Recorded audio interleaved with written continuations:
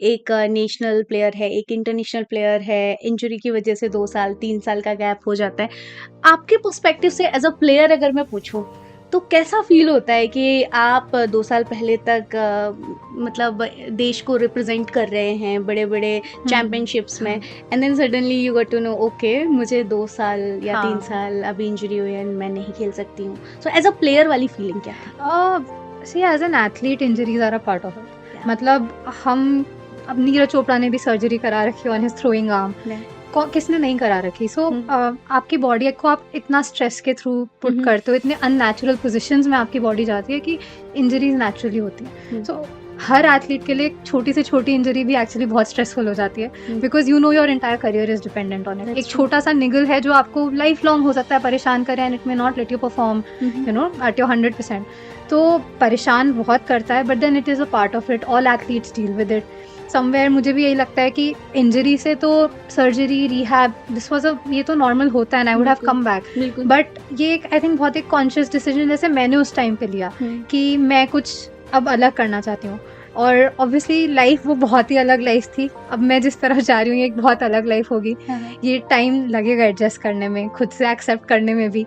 But I think मतलब yes, all athletes cope with it. Athletes are very I think strong headed this way, क्योंकि injuries होती रहती हैं। Hmm, hmm. But yes, हाँ। That's true and I think जो आपने strong headed mindset की बात करी है, तो उस माइंडसेट ने आपको यूपीएससी की प्रिपरेशन में भी बहुत हेल्प किया होगा, हाँ, बिकॉज वो डिसिप्लिन जो एक एथलीट में होता है, उसका जो रूटीन होता है कि सुबह से उठ के प्रैक्टिस करके जाना, हाँ। हमने तो वो साइना नेहवाल वाली हाँ, हाँ, मूवी हाँ। देखी है हाँ। एंड उसमें सारी चीज़ें देखी है, तो वो यूपीएससी में भी आपको बहुत मदद किया होगा आई थिंक। हाँ, आई थिंक जो वो मेरी कुछ क्वालिटीज़ थी, वो मैंने 10-12 साल के ऊपर अपनी डेवलप करी थी, एक दिन में नहीं ऑफ आई थी। कोर्स या वो क्योंकि आप रोज़ वही चीज़ करते हो, सो उन qualities they are now a part of me, and वो मैं लाइफ़ में आई थिंक कुछ भी करूँ, whether that is you know UPSC का एग्ज़ाम किया आगे, इवन एज़ एन ऑफिसर, ये चीज़ें मेरे साथ हमेशा रहेंगी। तो ये मैंने देखा, यू नो वेरी सिंपल, मतलब आई थिंक एक जो बहुत बेसिक एंड इम्पोर्टेंट चीज़ थी कि एक टारगेट सेटिंग।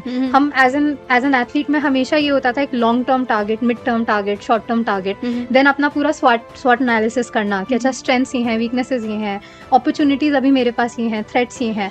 तो एक बहुत रियलिस्टिकली अपने आप को भी क्रिटिकली देख पाना कि ये मेरी गलतियाँ हो रही हैं, यहाँ वर्क करना है, रियलिस्टिक प्लान्स बनाना कि मुझे इतना सब कवर करना है तो इतने टाइम में करना है, सेल्फ मोटिवेशन एंड डिसिप्लिन कि अच्छा रोज़ अगर 8 से 10 घंटे पढ़ना है तो पढ़ना ही है, बिकॉज कोई आपके पीछे यहाँ तो कोच भी नहीं खड़ा है कि आपको डंडा Yes. करेगा कि you have to do this, you have to No, do no, no. You had your personal coach at your home.